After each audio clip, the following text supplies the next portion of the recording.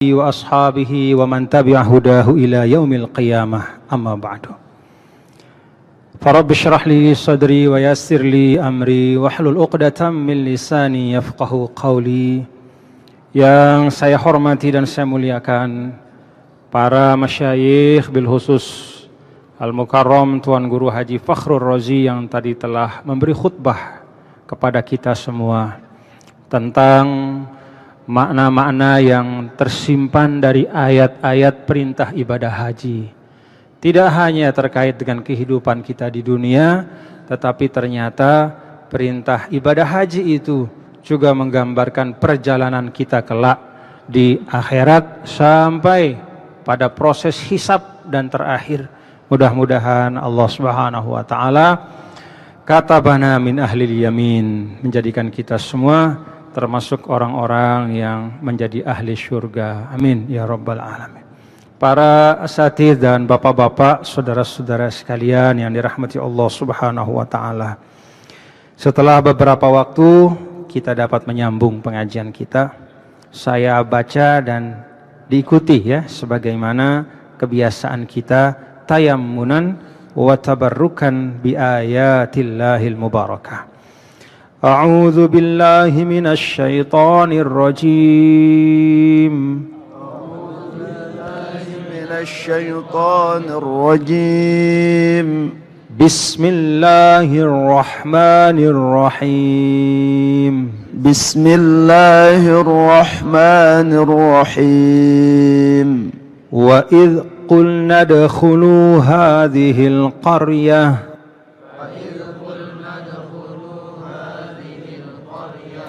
fakulu minha haitsu syi'tum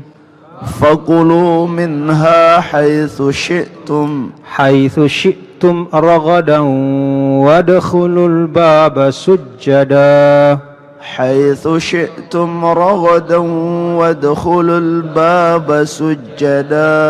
wa qulu hittatun naghfir lakum khatayakum وقولوا حطة نغفر لكم خطاياكم وسنزيد المحسنين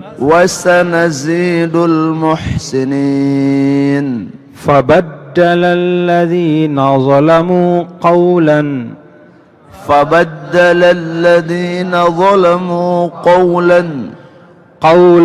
غير الذي قيل لهم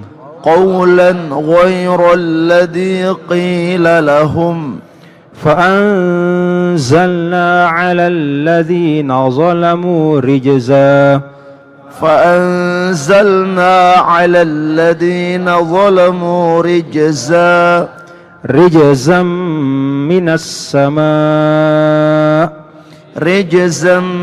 من السماء بما كانوا يفسقون صدق الله العظيم.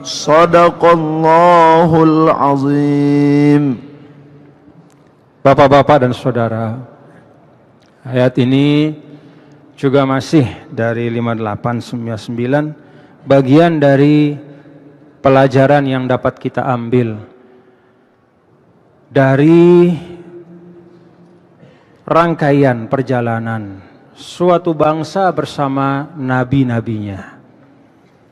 Suatu bangsa yang kebetulan di dalam rangkaian ayat ini adalah Bani Israel. Dan para nabi, Nabi Musa, Nabi Harun, Nabi Yusha' bin Nun, dan para nabi yang lain. Perjalanan Bani Israel yang sangat kaya dengan ibrah, pelajaran, hikmah kita ambil supaya kita bisa menjauhi apa-apa yang buruk dari sifat-sifat mereka. Baik sifat yang sifatnya individu maupun sifat yang kolektif atau yang menimpa mereka sebagai satu keseluruhan, sebagai satu bangsa. Di ayat-ayat sebelumnya banyak karunia Allah disampaikan tentang Bani Israel ini. Tapi tidak berhenti-berhenti. Mereka selalu melewati batas. Jadi dalam hidup Allah Subhanahu wa taala memberi kita batasan-batasan. Ada rule of life, ada aturan hidup. Kalau dalam bahasa fikih ada halal haramnya, ada mubah makruh sunnahnya. Kalau dalam bahasa yang lebih dalam lagi ada berkah dan tidak berkahnya, ada pantas atau tidak pantasnya. Ini ukuran-ukuran yang Allah berikan. Semuanya dilanggar. Yang pantas tidak pantas dia langgar, yang berkah tidak berkah juga dia lewati, apalagi yang halal dan yang haram. Nah, ini bagian dari pelajaran yang kita dapat. Ayat 58. Wa idh qulna dakhulu hadhil qaryah, dan ingat, kalau diperhatikan dari ayat-ayat sebelumnya banyak sekali wa idh, dipotong-potong oleh Allah Subhanahu wa taala sesuai dengan fragmentasi, sesuai dengan rangkaian peristiwa sejarahnya, waktunya. Kalau dalam ayat-ayat sebelum ini ada kisah tentang pembebasan dari Fir'aun, lepas dari kejaran Fir'aun di Laut Merah, laut dibelah dengan tongkat Nabi Musa, selamat. Kemudian setelah itu ada kemaksiatan yang mereka lakukan, ditinggalkan penyembahan kepada Allah, dia sembah anak sapi, dihukum, diampuni. Setelah dihukum, diampuni, masih lagi. Kemudian ada hukuman atih, 40 tahun mereka terlunta-lunta di padang pasir. Kalau bahasa Lomboknya, dia tahu andang, nggak bisa pulang dia. Jadi padang pasir itu seperti tidak ada habis-habisnya. Kepusa. Dia lari seakan-akan ada air, tidak ada. Terus 40 tahun. Dicukupkan oleh Allah, diampuni, dan kemudian diberikanlah jalan untuk kembali ke Baitul Maqdis yang ada di Palestina sekarang. Apa ayat yang berbicara tentang perintah kembali ke Baitul Maqdis? Ini dia. Wa idz qulna dukhulu hadhil qaryah, ini salah satu ayatnya. Dan ingatlah ketika setelah proses-proses diberikan taubat, diberikan ampunan, kemudian diberikanlah mereka nikmat yang luar biasa. Apa itu? Wa iz qulna dkhulu hadhil qaryah. Masuklah kalian ke Baitul Maqdis. Apakah masuk begitu saja, gampang-gampang? Oh tidak. Baitul Maqdis itu bukannya tidak bertuan, ada penduduknya dan tidak suka kepada mereka, tapi ada kemudahan-kemudahan yang Allah berikan. Maka di dalam kitab tafsir dijelaskan bahwa ketika Allah Subhanahu wa taala memerintahkan masuk Baitul Maqdis, langit atau matahari yang panas tiba-tiba dimendungkan oleh Allah, sehingga mereka bisa nyaman menempuh perjalanan masuk ke Baitul Maqdis. Jadi yang panas sekali mughammam, dimendungkan semua oleh Allah sehingga mereka bisa masuk. Dan ketika masuk itu mereka mendapat kemenangan, keberhasilan, bisa masuk ke dalam Baitul Maqdis.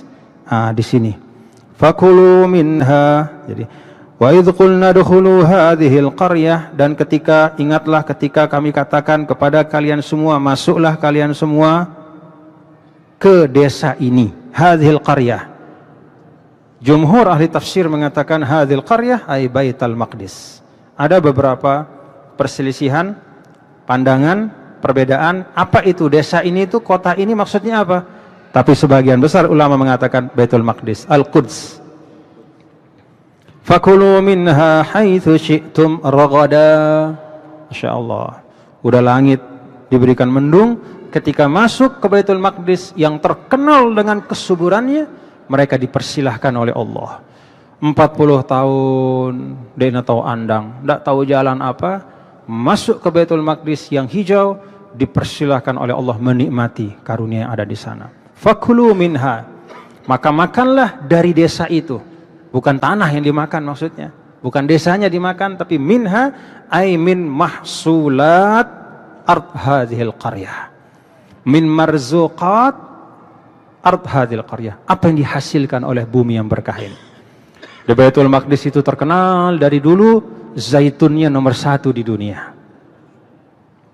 Jadi kalau ada zaitun-zaitun di sini, kalau mau zaitun yang terbaik, tanya, ini zaitun mana?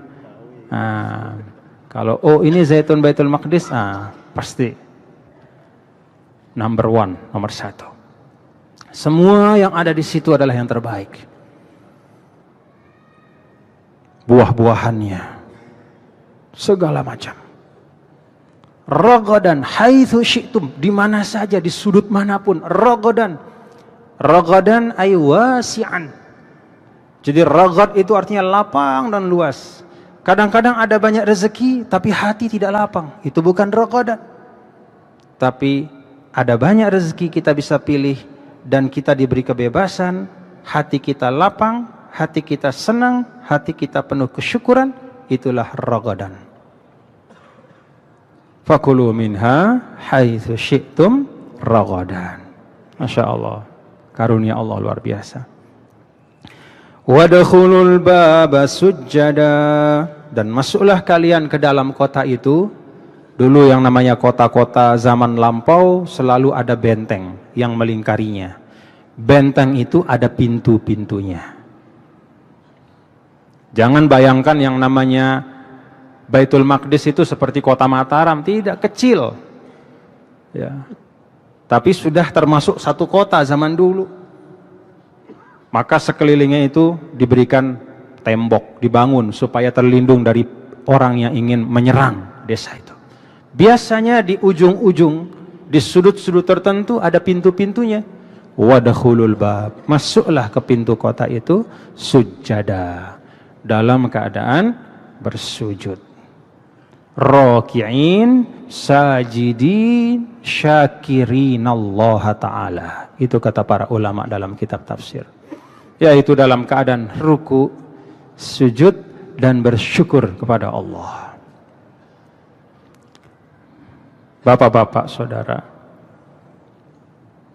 ayat ini mengajarkan kita sebagai umat Islam, sebagai hamba Allah, dalam setiap apa yang kita sebut dengan kemenangan, haruslah diiringi dengan ketundukan, sujud, dan syukur.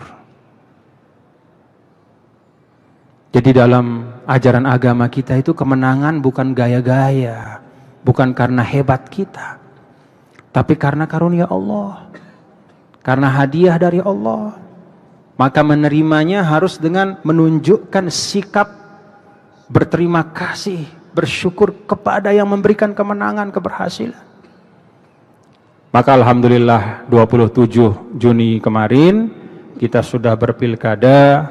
Alhamdulillah tidak ada yang ribut-ribut. Yang menang, Anda merasa menang, syukurlah. Sujud syukur. Sambil berdoa supaya siapapun yang memimpin kita itu bisa lebih baik dari yang sekarang. Amin.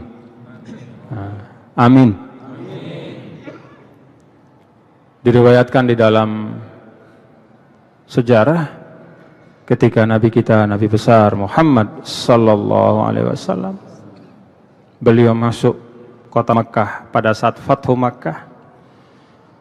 Beliau di atas onta itu nunduk kepalanya, ya, sampai kepala kening beliau itu hampir-hampir bersentuhan dengan leher onta itu, saking nunduk kepalanya. Itu syukurnya beliau. Jadi bukan membusungkan dada masuk Mekah, tidak. Nunduk sampai katanya hampir-hampir kening beliau itu menyentuh punggung dari onta itu. Lalu begitu masuk kota Mekah, beliau turun dari ontanya, mandi, ambil air wudhu, dan sholat sunnah 8 rakaat. Para ulama mengatakan itulah sholawatul fath, yaitu sholat saat kemenangan. Dan ini boleh dipakai untuk apapun. Kan diceritakan dulu sebagian ulama-ulama kita pada saat proklamasi kemerdekaan atas nama bangsa Indonesia, Soekarno-Hatta. Begitu sampai berita ini ke penjuru-penjuru, diceritakan dalam buku-buku, guru-guru kita juga bercerita bahwa banyak, bukan hanya di Jawa, di banyak sudut di pesantren-pesantren, banyak ulama mengajarkan santrinya untuk salawatul fatih ini, untuk sholat sunnah 8 rakaat, karena diberikan kemerdekaan oleh Allah Subhanahu wa ta'ala. Alhamdulillah. Maka dulu diceritakan Sayyidina Sa'id ibn Abi Waqqas, beliau menjadi panglima ketika menundukkan Persia. Persia itu kerajaan besar. Seperti mimpi rasanya Persia itu bisa terkalahkan. Tetapi Allah Maha Kuasa. Maka begitu masuk Sayyidina Sa'id ibn Abi Waqqas ke dalam Iwan Kisra, istananya Kaisar di Persia itu, diriwayatkan dalam buku-buku sejarah, beliau masuk ke dalam tempat sang Kaisar biasa berdiam, lalu menuju kepada arah kiblat, dan di dalam ruangan itu dia sholat 8 rakaat mengikuti keteladanan Nabi besar Muhammad SAW. Kemenangan bukan kesombongan. Kemenangan adalah karunia Allah yang merupakan cobaan. Maka selalu dalam Al-Quran ketika hamba-hamba Allah yang hebat-hebat dikaruniakan karunia yang luar biasa, seperti halnya Nabi Sulaiman alaihissalam, apa kata beliau? Hadza min fadli rabbi liyabluwani aashkuru am akfur. Ini adalah karunia dari Tuhanku Allah Subhanahu wa ta'ala untuk mengujiku, kemenangan, kesuksesan, menaklukkan kerajaan Saba sampai ratunya yang diriwayatkan namanya Bilqis itu datang menyerah. Ini bukan karena saya hebat, kata Nabi Sulaiman, tapi hadza min fadli rabbi. Ini adalah karunia dari Tuhanku. Liyabluwani aashkuru am akfur. Adalah sebagai cobaan, apakah saya bisa bersyukur atau saya kufur terhadap nikmat Allah. Wa qulu hittatun naghfir lakum, dan katakanlah. Jadi yang diminta itu adalah sujud, bersyukur, dan kemudian yang tidak boleh tertinggal adalah wa qulu hittatun, dan katakanlah hittatun. Hittatun itu dari hatta. Hatta itu gugurkan, rontokkan. Maksudnya apa? Rontokkan dosa kami ya Allah, gugurkan kesalahan kami ya Allah, ampuni kami. Wa qulu hittatun, kalau di-i'rabkan kata para ulama, hittah itu adalah khabar dari mubtada yang mahzub, ay mas'alatuna hittatun. Yang kami minta ya Allah adalah runtuhkan, gugurkan, dan hilangkan dosa kami. Artinya apa? Menghadapi kemenangan, mendapatkan nikmat karunia Allah, sujud syukurlah dan perbanyak istighfar. Itulah tuntunan Allah di dalam Al-Quran, dan itu pula jalan yang dicontohkan oleh Nabi kita, Nabi besar Muhammad sallallahu alaihi wasallam. Naghfir lakum khotayakum. Kalau dua hal ini dilakukan, kata Allah, maka kami akan ampuni semua dosa-dosa kalian. Jadi banyak sujud kepada Allah, banyak ibadah, ruku, sujud, sholat, bersyukur, dan beristighfar. Dua hal ini dilakukan, naghfir lakum khotayakum, maka kami akan ampuni. Naghfir, kami ampuni. Arti daripada al-ghafru adalah as-satru, kami akan tutupi. Khotoya itu dosa, kesalahan, aib, kekurangan. Kalau satu sama lain kita tahu aib kita masing-masing, mungkin tidak ada kita yang selamat dari omongan. Tidak ada yang bisa saling menghormati. Tapi kita bisa hidup dengan baik, saling menghormati, saling menyayangi, saling membantu adalah karena Allah masing-masing. Allah menutup aib kita masing-masing. Kalau saya dibukakan apa yang bapak-bapak lakukan, mungkin saya akan lari dari tempat ini. Kalau bapak-bapak dibukakan apa yang saya lakukan, mungkin juga bapak-bapak akan tidak seperti ini. Jadi kalaupun kita di dunia ini mendapatkan kebaikan dari Allah Subhanahu wa taala, salah satunya juga adalah karena Allah menutup aib-aib kita. Naghfir lakum khotoyakum. Khotoya jamak dari khatiyah, seperti kata matoya jamak dari matiyah. Khotoya jamak dari khatiyah, salah, aib, dosa, kekeliruan. Allah tutup. Amin. Semoga Allah menutup aib-aib kita, dosa-dosa kita diampuni, kekurangan kita dicukupkan oleh Allah, kesalahan kita dimaafkan, dan kita bisa hidup dalam kebaikan dan keberkahan. Wasanazidul muhsinin, dan kami akan tambah orang-orang yang berbuat baik. Jadi ini adalah penyempurna dari bagian ayat sebelumnya. Seakan-akan ada orang bertanya, ya Allah, pengampunan dosa itu kan bagi orang yang banyak dosanya. Karena dia banyak sujud, banyak istighfar, maka dengan sebab itu dosa-dosanya dia banyak diampuni. Tapi kalau orang memang sudah baik, apa yang dia dapatkan ya Allah? Gitu kira-kira. Apa yang dia dapatkan? Kan dosanya nggak banyak. Jadi apa yang dia dapatkan dengan banyak syukur, banyak istighfar itu? Nah, ini bagian yang menjawab itu. Wasanazidul muhsinin, dan kami akan tambah kepada mereka yang baik kebaikan-kebaikan yang berlipat ganda.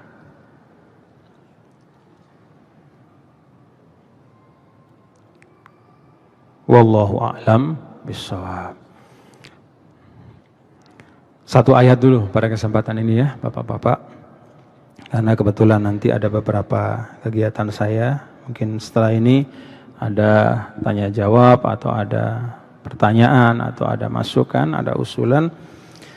Ala kulli hal kita bersyukur kepada Allah Subhanahu wa taala. Dalam ayat 58 ini kita diajarkan adab pada saat menerima karunia Allah. Adabnya itu sederhana, tapi kadang-kadang kita lupa. Kadang-kadang kita abaikan. Teriak kita, angkat tangan kita, membusungkan dada.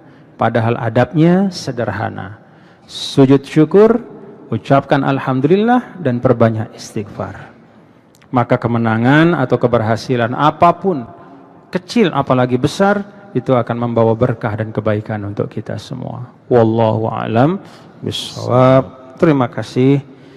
Mudah-mudahan ada manfaatnya. Amin. Assalamualaikum warahmatullahi wabarakatuh. Waalaikumsalam warahmatullahi wabarakatuh.